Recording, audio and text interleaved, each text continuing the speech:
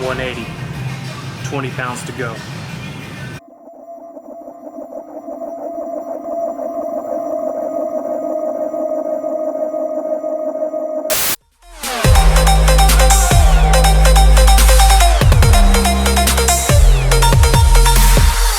Can't see it, I was manipulated, I had too little through the door. What's up YouTube?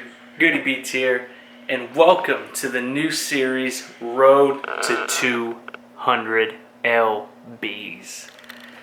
You heard me correctly, guys. Road to 200. I'm pretty excited to start this new series. Honestly, guys, I have not been 200 since I was really big. I've never been a muscular 200. So it's gonna be quite interesting to see the progress, guys.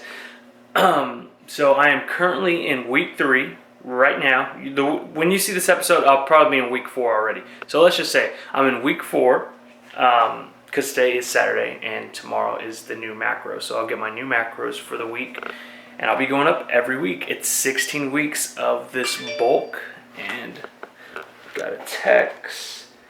I'm gonna put it on silent because I don't want it to go off again.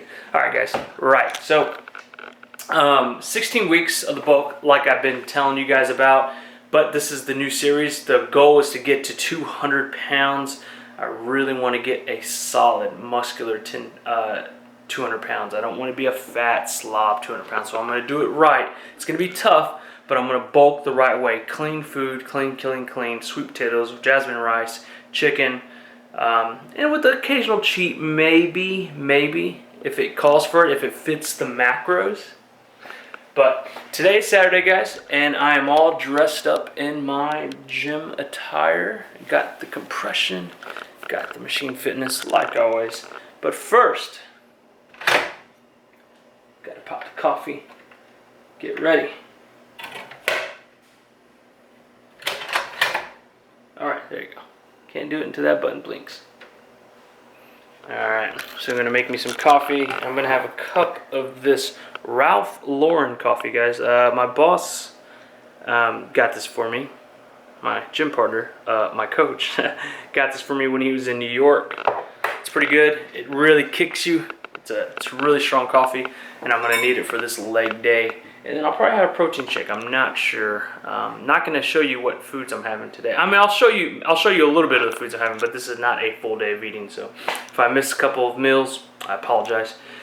But welcome to the series, guys, and we'll see you in the gym for the leg day workout. New program. I'm excited to tell you guys about that we just started. So it's completely changing up the workouts. The food's going up, so it's good. It's a good change of pace from my normal standard. Always cutting, always watching my macros, and we were always doing the same kind of lifting training programs. So it's time for a change. You got to welcome change, guys. So we'll see you in the gym. Peace. What's going on, everybody? Beauty Beats here, and I got the coach. We just got done working out our second week of GVT training, guys. Sorry, I can't. German volume training. German volume training. Now, I know a lot of you have heard about this. I drink my coffee just like I have, but I never tried it. And starting a new series today, as you guys can read from the title, Road to 200. So it's time to change everything up. Changing up my calories. They're going up every week. Time to switch up the training. I told Clint, he brought a couple of different options of training methods that we could potentially switch to, and for some reason, German volume training caught my eye and caught my ear, and I heard a lot about it, and quite frankly, I've always wanted to try it. So, no perfect time to try it now. So I'm gonna have the coach explain what German volume training is to you guys, just in case you don't know. So, go ahead. So What's the concept? the concept, first of all, let's go back. If you're not changing your programming up periodically, then you're robbing yourself of making progress in the gym. You're going to set yourself up for injury. You're going to get bored. You've got to change it. So that was, I think, what originally started it was. That was because we were doing the same workout for months. Yeah. The same thing, the same 3-day split, the same exercises, the same amount of weight, the same volume, the same sets, and I mean we were strong and we looked fine, but we weren't getting better. That's right. That's right. We weren't getting better. We were staying the same.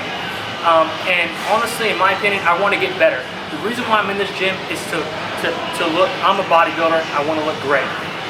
Look at what my body parts are lacking. If it's the shoulders, it's the biceps, it's the legs, whatever. Work on that. Train that. Train that. Train that. That's a good segue. We talked about some of the body parts that we had that were lagging, and Logan got a show coming up. There's certain areas that we want to work on and we want to put our focus there. And so, in short, German volume training is called the 10 sets method. Now we're using Charles Poliquin's iteration or variation on this. The training style's been around for a while. This Poliquin stuff's been around for 20 years. It's nothing new. We're not reinventing the wheel here. Now we're doing it for intermediate trainers or intermediate athletes, intermediate lifters or bodybuilders. You all have heard of the 10 by 10. Now, you can say you come into the gym and do 10 sets of 10, but Poliquin really lines it out for you with what we're doing. And the whole concept is progressive overload. Yeah. You want to grow a muscle, you put it under mechanical stress, you have to consistently give it a stimulus, a higher stimulus. And that may be shorter rest periods, that may be heavier weight, that may be more reps, that may be more sets, it may be something like that. This sort of combines everything into one. The variation that we're doing is 10 by 6 at 1 week, a 4-day split or a 1-day off, a 4-day split, 3 days on, 1 day off, and then we go back and repeat. So we're hitting each body part twice every 8 days instead of once every 7. We're hitting it twice every 8. So once every 4 days. The split, we superset push and pull movements. It's chest and back, legs, calves, and abs if we do abs, and arms and shoulders. Logan and I both felt like shoulders was an area that we needed to work on. So shoulders, big time. Arm day, shoulders is what we put our focus on. That's one of our 10 sets. The workout split is week 1 would be 10 sets of 6. And it's 10 sets of 6 doesn't sound like much if you haven't done it before. But that's a 10 set, 6 reps. And each rep, your positive portion of the reps. On a bench press, it's this. You're moving as fast as you can.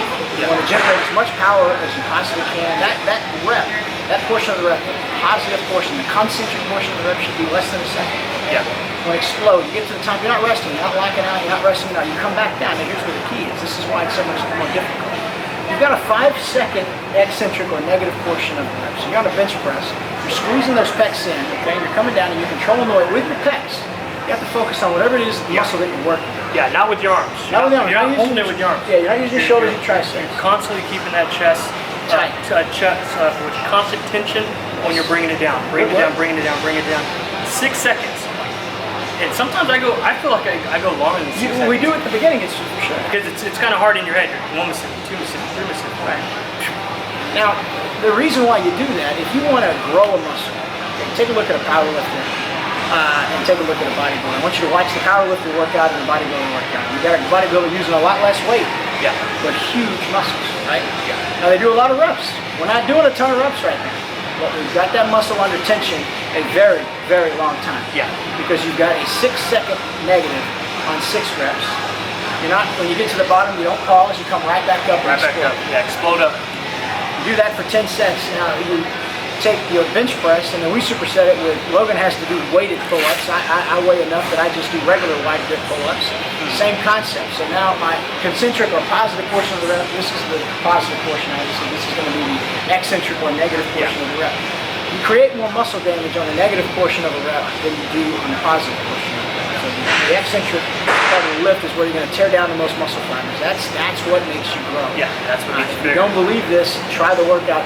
Just once, give it a try. Try it out, guys. And as you guys can see, right now you're watching the workout as we speak.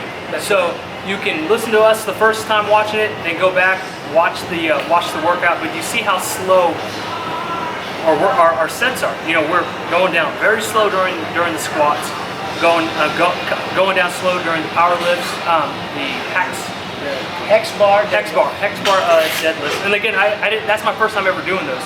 So that's what I love about this new program. I'm doing exercises I've never done before, and that hex bar deadlift kicked my ass. Right, but your lower back is real tight. And the guys, another thing, you may have seen in my other videos. I don't do deadlifts as much because every time I do them, I always have problems with my back. A couple of days after, where it's almost hard to walk. Now I know it's because I'm doing it incorrectly sometimes, but this hex bar takes a lot of the tension off my back. The reason why that is because it brings the weight closer to your body. So you don't have it out in front of you, so you'll notice that his hands, and we may not be there in the video yet, but his hands will be out to his side. The weight is very close to his body. Yeah, if we're not there yet, you'll see it eventually. So it's going to take more stress off that lower back and hamstrings. It's going to shift it forward to his quads. I'm okay with that. Nobody's ever going to argue with a good set of quads, and we can get hamstring work without stressing that lower back out later on. Yeah. And so that's pretty much the German volume training, guys. Let's finish it out. Let's round it out.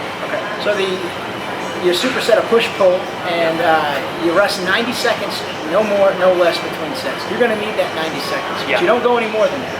Yeah. The concept there is you're going to notice around, set 7 or 8, you have maximized your pump. Yeah. And it's hard to believe you get a pump off of 6 reps, and today we did 5. You'll get it. You'll maximize your pump around set 7 or 8. You're going to constantly build lactic acid up. Now, a couple things happen. Number one, if you do the research, you'll know that the more lactic acid you generate during a workout, the more growth hormone you produce. So I'm not saying it's enough growth hormone to make you a monster, but it is growth hormone, and it will promote fat loss and muscle protein synthesis. Also, you're going to spike your cortisol level. That's not a bad thing. The higher your cortisol level gets, the more adaptation your body's going to make to a workout.